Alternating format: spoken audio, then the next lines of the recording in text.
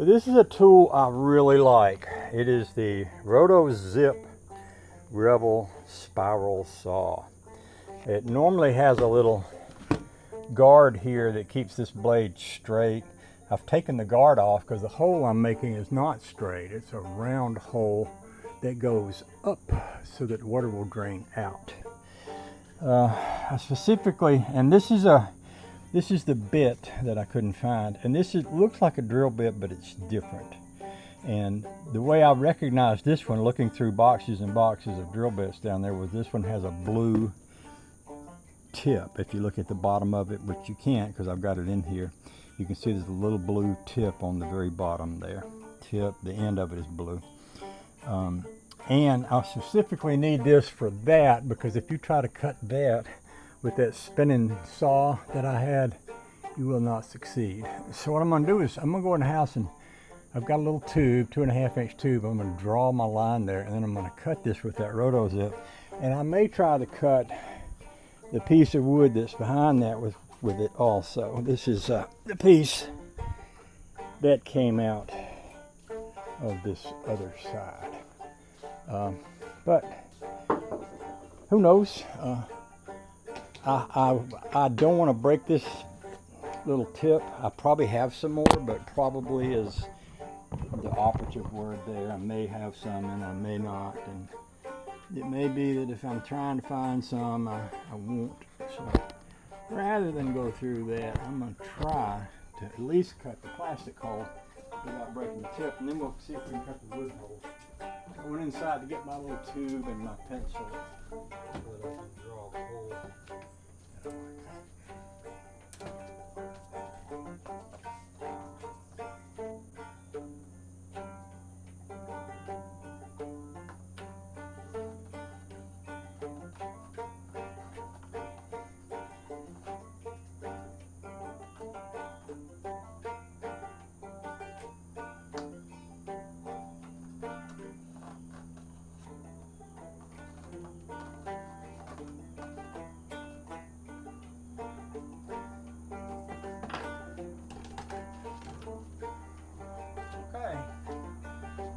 And this has several speeds. I'm going to start off at a slow speed.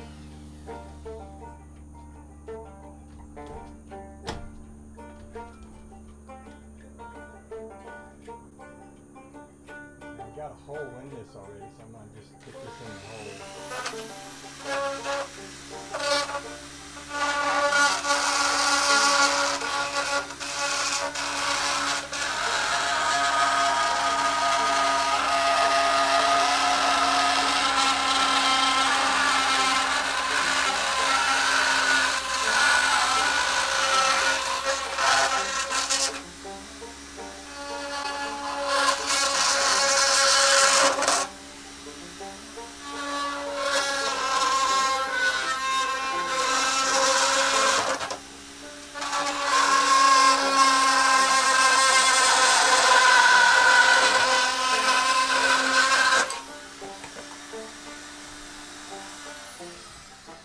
And that will go at a lot higher speed than that. It'll go at a speed so high it sounds like it's screaming. But I don't need it to. So I'm going to try to see if I can cut this wood piece, and I'll probably be turning the speed up considerably for that.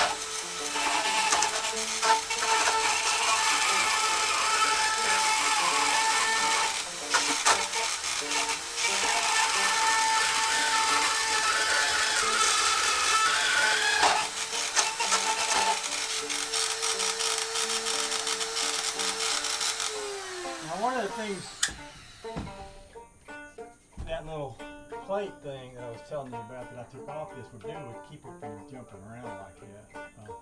But when there's nothing to really hold it, it's really nothing to really hold it except my hands.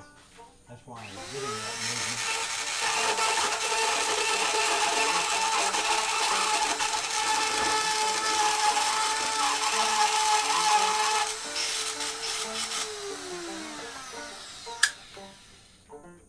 Okay, there you go.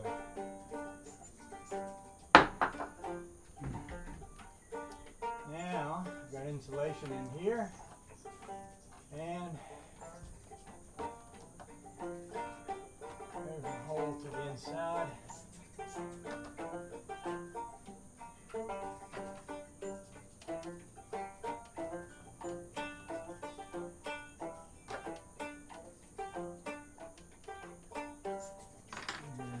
And this would go in like that.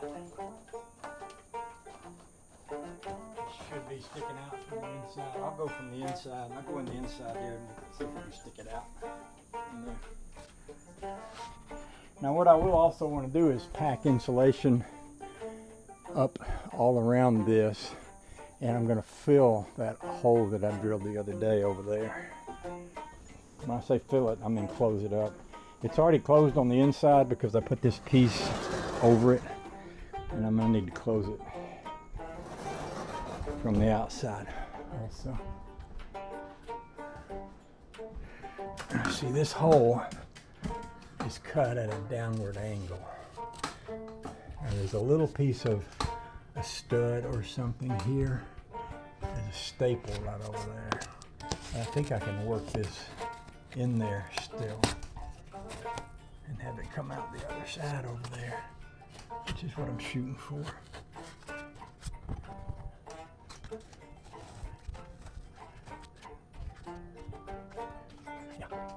So that's good. That is excellent, actually. So what I'm going to do is pull this out. And I may not have lost a lot of insulation by doing that. It may be that what's in there is good enough, because there wasn't a great deal that come out, and I can reseal this here. Well, I'll say reseal it, seal it. I can seal it there. I've got some stuff to do that with. Let's go outside and see what my hole looks like. Not quite all the way out, but it's I can probably take my Roto zip and just nub. I don't think I can do it while I hold you guys, because that's probably a recipe for disaster, but I can just cut a nub off the side of that piece of siding right there carefully.